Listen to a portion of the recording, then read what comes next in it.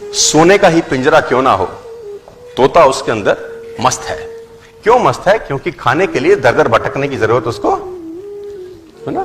सुबह सुबह जो गृहिणी होगी जिसके घर में वो तोता रहता होगा, वो सुबह सुबह उसको परोठा बना के खिलाएगी। बच्चे आएंगे, कभी कभी काजू खिलाएंगे, कभी बादाम खिलाएंगे, अमरूद काट के खिलाया जाएगा, हरी मिर्च खिलाई जाएगी। मिट्ठू मिट्ठू भी करते हैं ना, मिट्ठू मिट्ठू बच्चे, वो मिट्ठू भी आ जाता है आगे चोंच हिलाता हुआ।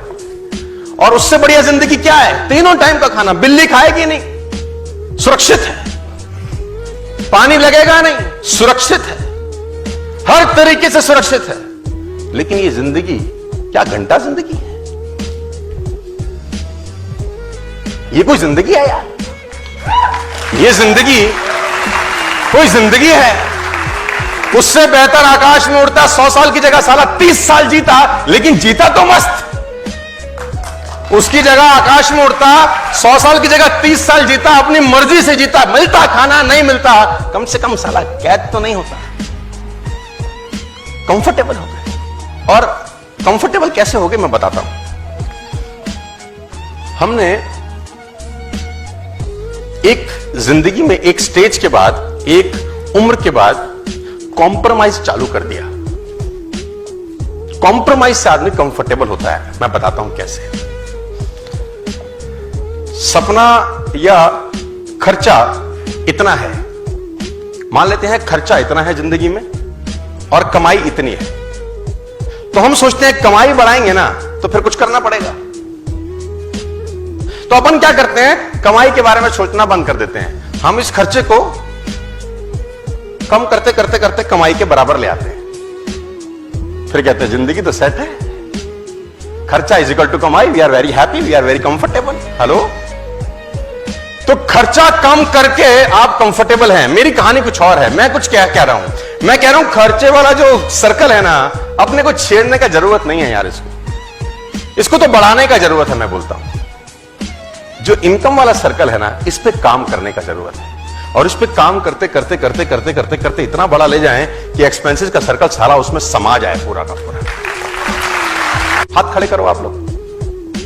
अरे वाह, और ऊपर खड़े करो, और ऊपर।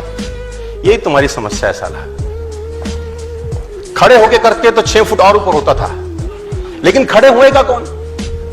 कंफर्टेबल है ना साला बैठे बैठे अपन। मैंने बोला हाथ खड़ा करिए, आपने बोला ये लो। हमने कहा और ऊपर करिए, आपने कहा यहीं से ले लो और ऊपर। अरे खड़े होते अगर तो और ऊपर जाता था, लेकिन तुम्हारी खोपड़ी में गया ही नहीं। नेवर बी अ कंफर्टेबल, मतलब कहते हैं अगर आप जिंदगी में कंफर्टेबल होते हैं, प्रेजेंट आपका कंफर्टेबल है, तो फ्यूचर हमेशा अनकंफर्टेबल होगा।